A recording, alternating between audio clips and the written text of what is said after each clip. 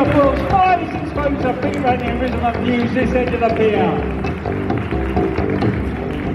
Ladies and gentlemen, for your delight and delectation, Donna presents the Antipoet. Our manager, she said to us, the onus may be onerous, but someone has to do it any shit. If you want to play palladiums to royal courts and stadiums, then this is what you're going to have to do. Pleasant to your audience, try not to cause so much offence and treat them with respect to each their due. Don't patronise or slate them, don't antagonise or bait them, even if they don't appear to have a clue. She said get in and entertain them, take a whip and a chair and train them, but don't let them see the fear in your eyes. Try to look a little keener, you're not Christians in an arena, they're your subjects, you're no consolation prize. Just do the beaty poetry and leave the business into me. I know's a winning combination when I see it. You slap the bass, you do the talking, you're the artist, I'll be hawking, prostituting you is within my remit. But don't ever get complacent, or your downfall will be hastened. Don't let your standards slip below the bar.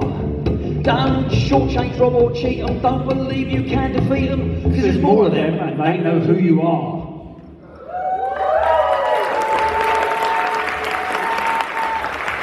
Thank you very much. Good evening, we are poets, ladies and gentlemen, of the beaty variety. Does anybody know poets? Anybody? Yeah, I know those people that you generally avoid, aren't they? The people that you slip. I know we do the same. We do the same thing. You see as a poet, when you tend to go, you know, I'll give you a couple of seconds. Stay with you. So most of what we do tends to be a little bit autobiographical, and we've only got a short while to get across our whole theme this evening, so we're going to go straight in with this. This is the title track to one of our compilation CDs. It's as autobiographical as it gets. This is called We Play for Food.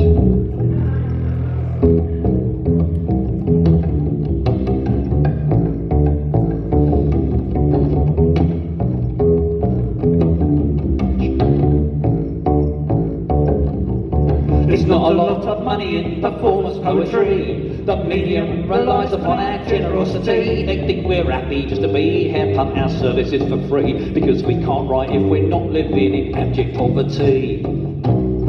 They say they don't wish to offend us by paying us a fee, as they understand we're masters to our integrity. That's why we poets are the paupers of the art world hegemony, but on the plus side we don't earn enough to pay VAT. We play for food. We take payment in sandwiches and chips. We'll play for food. You give us buns, we give you beef, verse and quips. We'll play for food. But don't try to palm us off with crisps and hummus dips, because that's just rude. That's not food. That's just rather rude.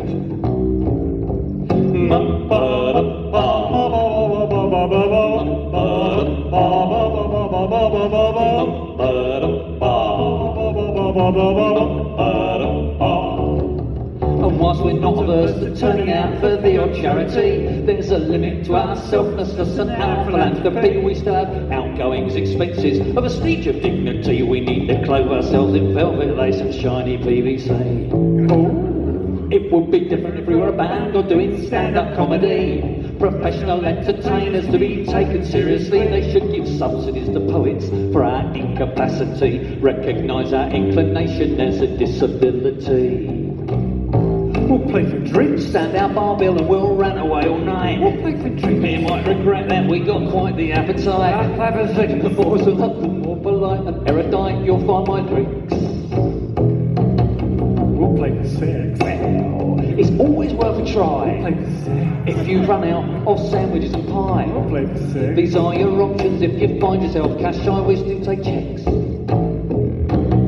We'll play for food. He'll eat anything you put in front of him. We'll play for food. But I don't do cheese and I'm a vegetarian. We'll play for food. These are your options for the blood ingredients. It can be viewed at the Antipoet / We Play for Food.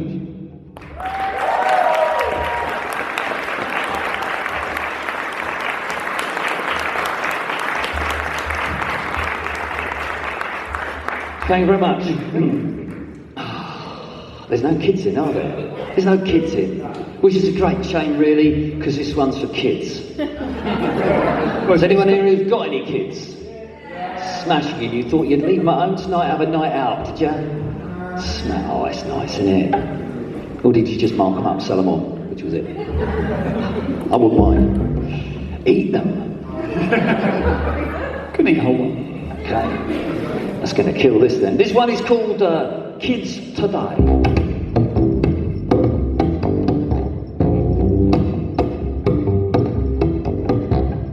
Kids today, they don't know they're born. Their hands aren't callous and their souls aren't worn. They never had rickets, never fought in a war. Never had to ask, please sir, can I have some more? Kids today, they got no respect and they tend to be grammatically incorrect. They're self-obsessed and overconfident with a well-developed sense of entitlement. So stick 'em up a chimney, I'll tell you, stick 'em up a chimney. Like we were sent up chimneys back in our day. Kids today, they think they know it. All they want to start at the top as soon as they leave school. We call them the snowflake generation because they got a very short attention span. Oh, sorry. Kids today would say we're past our best. We've nothing left to say of any interest. Our experience has no relevance. That's why it should be taught a little common sense or sell them on an eBay. Don't worry, people do it every day. If you find they're costing more than they are worth, swap for a new car. It'll save on faff and all the hoo-ha. Less apparent might just strangle them at birth. Tricky audience. So stick 'em up a chimney, I'll tell you, stick 'em up a chimney. Like we were sent up chimneys when we were young. Yes, stick 'em up a chimney, they'll thank you, stick 'em up a chimney. Like we were made to lick a chimney, clean with our tongue. So stick 'em up a chimney, they'll thank you, send 'em up a chimney. Like we were, yes we understand that, you might have qualms. So shove 'em down a coal mine, don't worry parents, it'll be fine. Little bit of work won't do them any harm. Little bit of work won't do them any harm. Little bit of work won't do them any harm. Little bit of work won't do them any harm. A little bit of well-intended physical and mental torture didn't do us any harm.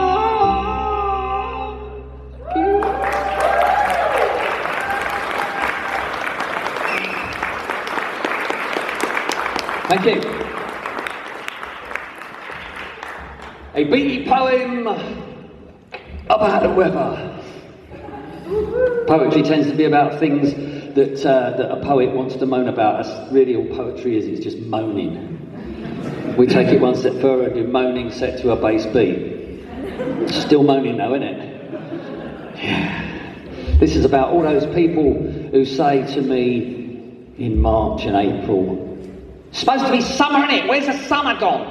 Why's it raining? It's supposed to be summer." I wrote them this, it's called We Haven't Had a Summer.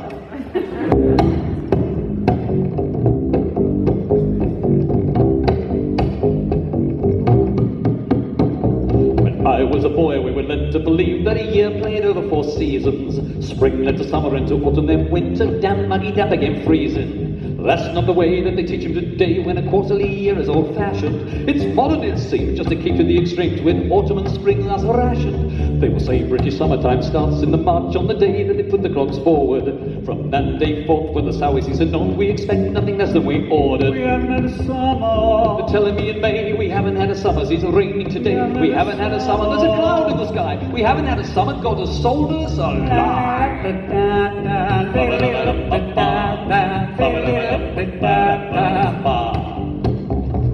Back in the youth of the swear is the truth. They used to fry their eggs on the pavement, have a kip after lunch or a tarmac brunch like they do in the Mediterranean. They never took a brolly and they never thought it folly. There was never any chance of it raining. Oh, it's perfectly dry with a cloud in the sky, but lush and green, that needs explaining. Now with August bank holiday on the way, the nights are drawing in and it's cooling. They can't accept it, they blame it on Brexit, but who do they think they are fooling? We haven't had a summer. It isn't 40 degrees, we haven't had a summer, there's a breeze in the trees. We haven't had a summer and we haven't had a drought. We haven't had a summer, the season denies shout.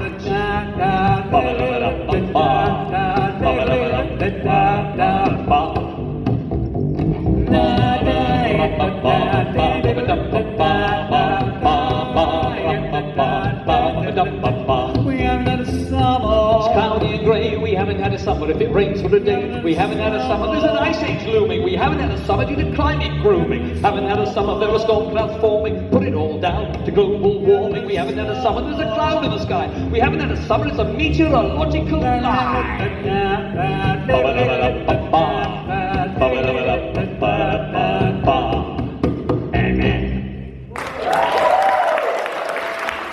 Thank you. Thank you. Oh, that's so good at doing as they're told when the boards go up. It's lovely, isn't it? Lovely. We have to bring those boards because it's, as I say, we do poetry and most people sit there thinking, oh, what are you supposed to do? This one, this is about stuff that annoys me. It's therapy. Therapy is another good word for poetry. Therapy. Get it off your chest. Make other people listen to it and it will go away. Now this, I haven't spotted this one today. Normally we get to a gig, there's at least one person like this in the audience somewhere. There's a few slapheads, but none that are making that dreadful fashion faux pas that winds me up to the point I had to write a poem about it. No, good. You'll see where I'm going with this when we start. I won't tell you what this one is called because it'll just spoil the joke.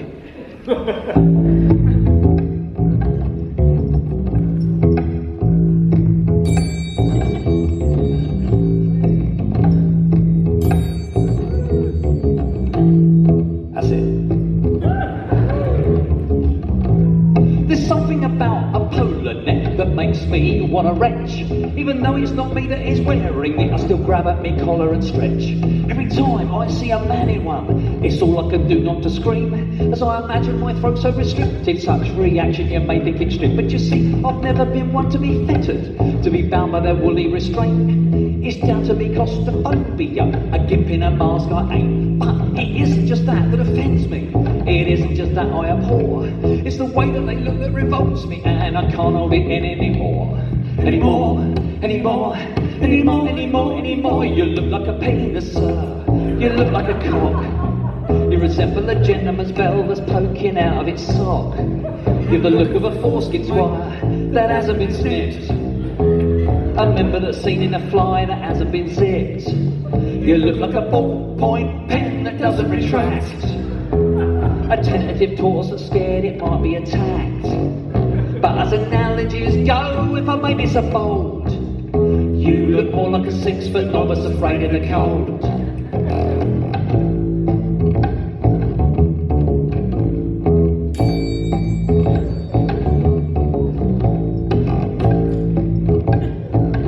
Building his part again. I missed it. I've never been all that eager myself to be bound by a collar and tie. I'm reminded, you see, of the noose by which they used to hang 'em high. I've never been able to trust a man who hides behind a knot with his autoerotic compulsion to give it the yank and it the swat. And what's with this fashion of wearing a scarf when the weather outside's not unpleasant? Why are people so scared of their necks being seen that they wrap themselves up like a present? We say, be proud of your throat with a supple or scrotum like show us you've nothing to hide. Cast aside all those turtles, those rollers and polars and wear your shirts open and wide. Because you look like a penis, sir. You look like a cock. You resemble a gentleman's bell that's poking out of its sock. You've the look of a foreskin, mate, that hasn't been slipped. I'm never so keen in a fly that hasn't been zipped. You look like a ballpoint pen that doesn't retract. A tentative torso scared it might be attacked. But no, as analogies go, if I may be so bold, you look more like a 6-foot novice afraid of the cold. More like a 4-foot novice afraid of the cold. More like a 12-inch novice afraid of the cold. More like a half-inch novice afraid of the cold. Thank you.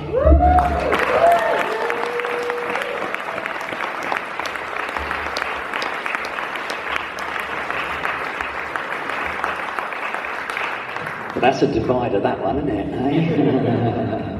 There's another one for children, because we get asked to do a lot of kids' gigs. Is the board down there somewhere? Can you see the board? Oh, it's there. We get asked to do a lot of kids' shows for some reason. I don't know why, really. So we have to put that at the front these days in case anything I say gets taken the wrong way. But what we've found at a lot of festivals we do, the parents bring the kids in, sit them at the front in a nice arc, then they muck off somewhere else to watch a proper band. So we had to have this made.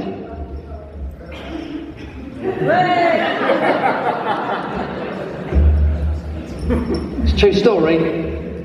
This is one of the pieces that we do for the children when that's all we've got left at 2 o'clock in the morning, a load of 5-year-olds. Poked out their heads, all smarties. This is called Here's One for the Kiddies.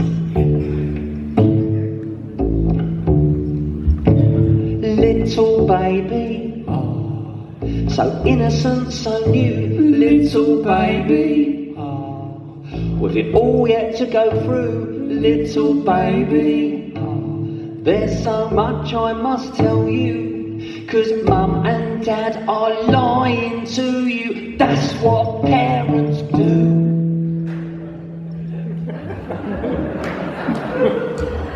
Have they told you you're beautiful, coochie coochie coo, though you clearly look like Winston Churchill straining for a poo? Did they tell you they'd be there for you throughout your early years, and did they dump you in a nursery and get on with their careers? Have they told you that you are their special little gift? Well, you're not. You was an accident one night when they were split.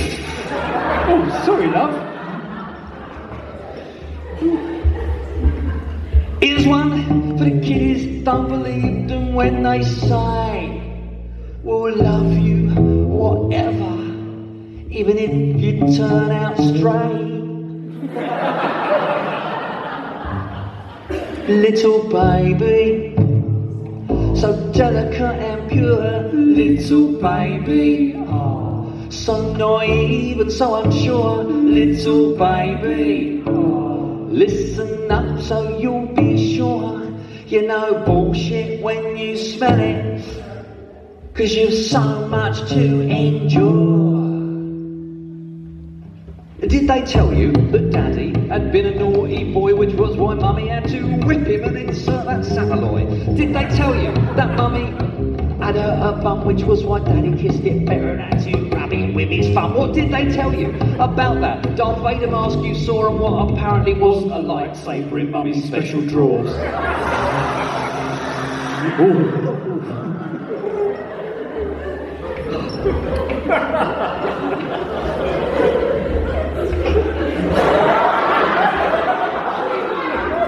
Don't laugh at your own gags, Paul. You lose where you are. Did anybody spot I was reading all this? Been doing this for 12 years. No memory. Where was I? Here's one for kiddies. Here's one for the kiddies. Don't believe what they tell you. The more believable it sounds, the less likely it's true. Everybody. Little baby, so trusting and so cute, little baby, far too young to be astute, little baby. You will grow up to refute everything they told you, and you might just prosecute. You're all Farris. They will tell you not to take sweets from men that you don't know unless they're wearing a false beard and whisper Ho, ho, ho! that you won't go to heaven if you don't eat up your greens, and that they'll treat you as an adult when you get to 18. To believe in Father Christmas, the Tooth Fairy, Jesus Christ, but what these figures have in common is that none of them exist! Oh, sorry. Don't fucking swear I told you that. Here's one for the kiddies, the biggest lies they tell. You die if you put your finger in that socket, son. Dog food don't taste like chocolate. And never step out into the road without looking both ways. Thank you.